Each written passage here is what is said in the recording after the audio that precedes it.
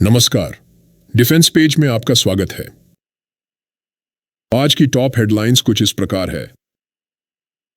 Mounted gun system के लिए request for proposal हुआ जारी। Gliders India limited ordnance factory अब एक जबरदस्त परियोजना के साथ तैयार। स्टार्टअप ज़ुलू डिफेंस ने एक cutting edge air defence system किया तैयार। इंडियन एयरफोर्स अपने पहले तेजस मार्क 1A स्क्वाड्रन को राजस्थान के नल एयरफोर्स स्टेशन पर करेगी तैनात। यूके, इटली और जापान मिलकर तैयार कर रहे हैं 6th जनरेशन का फाइटर जेट। ब्रह्मोस मिसाइल ने बढ़ाई अमेरिका की tension. Sukhoi 30 MKI fighter jet बनेगा अब और ताकतवर।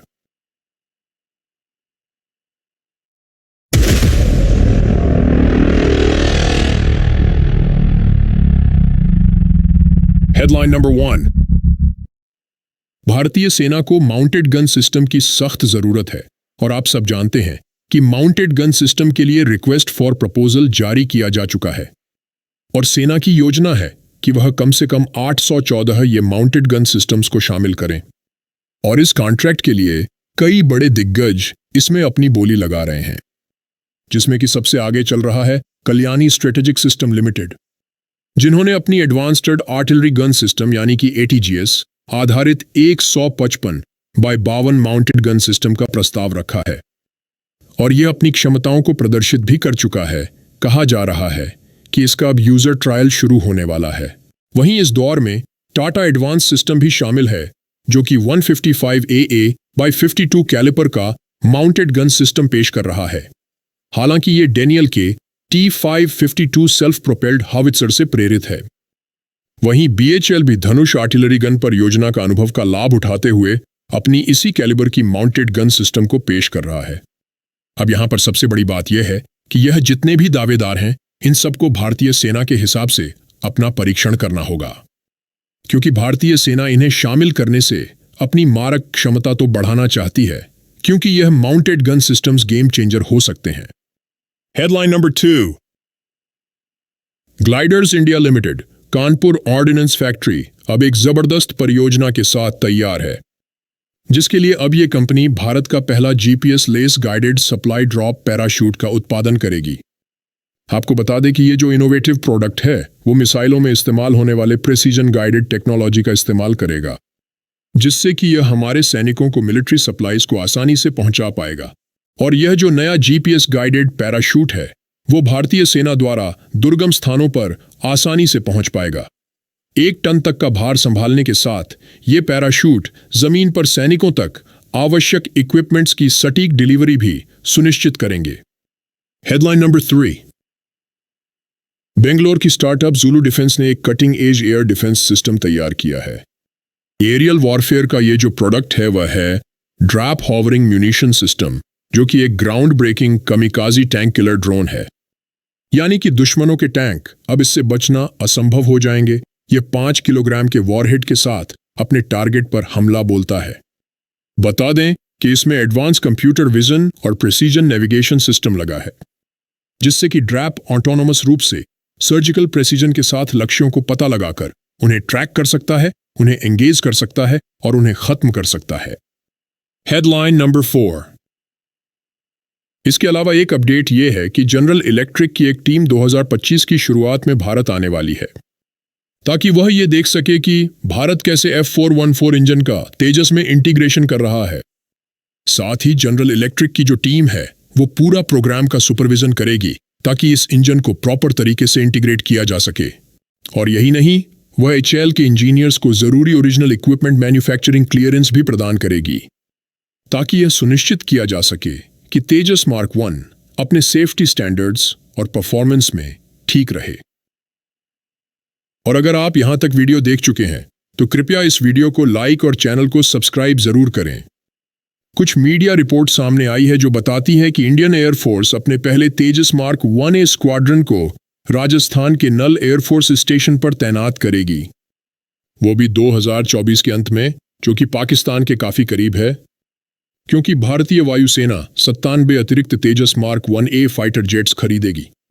और फिलहाल के लिए इंडियन एयरफोर्स पुराने मार्क 1 एयरक्राफ्ट को एयरफोर्स टैक्टिक्स और एयर कॉम्बैट डेवलपमेंट एस्टैब्लिशमेंट के लिए इस्तेमाल करेगी, जो कि इंडियन एयरफोर्स के पायलट्स को ट्रेनिंग देगा एरियल कॉम्बैट में। इसके अलावा डीआरडीओ अब ड्रोन के लगातार बढ़ते हुए खतरों से निपटने के लिए एक अत्याधुनिक यानी कि कटिंग एज मल्टीलेयर सिस्टम तैयार कर रहा है, जो कि लेजर डायरेक्टेड एनर्जी वेपन होगा, खास तौर पर हार्ड किल्स के लिए, और यह आर्टिफिशियल इंटेलिजेंस और मशीन लर्निंग का फायदा उठाएगा। डीआरडीओ का जो लक्ष्य है वह सिर्फ ड्रोन को खत्म करने तक नहीं है, बल्कि एक कंप्रिहेंसिव एयर डिफेंस प्रणाली में एडवांस सेंसर्स और इफेक्टर्स को शामिल करना है, जो कि हवाई क्षेत्र की एक बड़ी तस्वीर पेश करेंगे। आर्टिफिशियल इंटेलिजेंस और मशीन लर्निंग तकनीक के सिस्टम को वास्तविक खतरों और अक्सर सुरक्षा को खत्म करने के लिए इस्तेमाल किए जाने वाले नकली ड्रोन के बीच अंतर करने में सक्षम बनाती है। Headline number 5। Global combat air programme, जिसे कि GCAP कहा जाता है, यह 6th जनरेशन का फाइटर जेट प्रोग्राम है और इसे 3 देश यानी कि यूके, इटली और जापान मिलकर तैयार कर रहे हैं। कहा जा रहा है कि यह नेक्स्ट जनरेशन का फाइटर जेट 2035 तक सर्विस में आ जाएगा और यह वो लड़ाका होगा जो कि लड़ाकू विमानों की दुनिया में सबसे एडवांस इंटर ऑपरेटेड, एडेप्टेबल और कनेक्टेड फाइटर जेट्स में से एक होगा, जिसमें कि intelligent system software driven interact cockpit, integrated sensors और नेक्स्ट जनरेशन रडार इसमें लगा होगा, जो कि वर्तमान की प्रणालियों की तुलना में काफी अधिक डाटा प्रदान कर पाएगा। Headline number 6। ब्रह्मोस मिसाइल के बारे में अमेरिका जैसा देश अब टेंशन में आ गया है और अब वहां से इसके खिलाफ आवाज उठने लगी है। और आप सब जानते हैं कि जैसे ही भारत ने फिलीपींस को ब्रह्मोस सुपरसोनिक क्रूज मिसाइल दी है, उसे लेकर इंटरनेशनल मीडिया पर काफी खबरें भी छपी, जो कि भारत के डिफेंस एक्सपोर्ट के लिए एक बहुत बड़ी बात है। अब अमेरिका के जो एक्सपर्ट्स हैं वो इस बात से सहमत नहीं है। वो कह रहे हैं कि बिना C4 ISR क्षमता के फिलीपींस के लिए ब्रह्मोस मिसाइल किसी काम की नहीं है। लेकिन दोस्तों, इस बात का जवाब भारतीय विशेषज्ञों ने दिया है। उन्होंने कहा कि ब्रह्मोस मिसाइल बिना C4 IR तकनीक के बिना ही अकेले ही तबाही मचाने में सक्षम है। अब आप बोल रहे होंगे कि यह C4 IR होता क्या है। दरअसल ये command control, communication, computer intelligence, surveillance और निगरानी बताता है।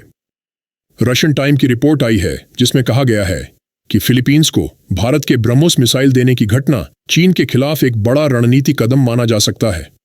Headline number 7।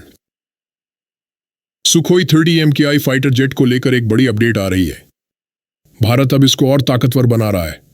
आप सब जानते हैं कि अब रक्षा मंत्रालय यानी कि ministry of defence 84 Sukhoi fighter jet के पहले बैच को अपग्रेड करने के लिए 63,000 करोड़ की योजना को मंजूरी दे चुका है। यानी कि इस अपग्रेड के बाद हमारा सुखोई फाइटर जेट अगले 30 साल तक आसमान में दुश्मनों को धूल चटा पाएगा। और इस अपग्रेड में कई सारी चीजें स्वदेशी रूप से लगाई जा रही हैं और 78% तक इस फाइटर जेट को भारतीय बनाया जा रहा है। और इस अपग्रेड प्रोग्राम में सुखोई फाइटर जेट में विरूपक्षा ऐसा रडार लगाया जाएगा और यह रडार दोस्तों मौजूदा रडार की तुलना में काफी ज्यादा दूरी तक दुश्मनों के विमानों का पता लगा सकता है। और आगे जो योजना है वो ये भी है कि इसमें अस्त्र मार्क 3 मिसाइल भी लगाई जाएगी, जो कि एयर टू एयर मिसाइल है, जिसकी की रेंज 350 किलोमीटर से ज्यादा होगी। और साथ ही साथ दोस्तों ब्रह्मोस मिसाइल को भी इंटीग्रेट किया जाएगा। हालांकि अभी 40 सुखोई फाइटर जेट में ब्रह्मोस सुपरसोनिक मिसाइल लगाई गई है, लेकिन आगे इसके हल्के वाले वेरिएंट को तैयार किया जाएगा, जिससे कि एक सुखोई फाइटर जेट कम से कम 2 ब्रह्मोस मिसाइलें ले जाने में सक्षम होगा। तो हमारे आज के इस एपिसोड के लिए इतना ही। उम्मीद है आपको एपिसोड पसंद आया होगा। पसंद आया हो तो वीडियो को लाइक और चैनल को सब्सक्राइब जरूर करें। जय हिंद।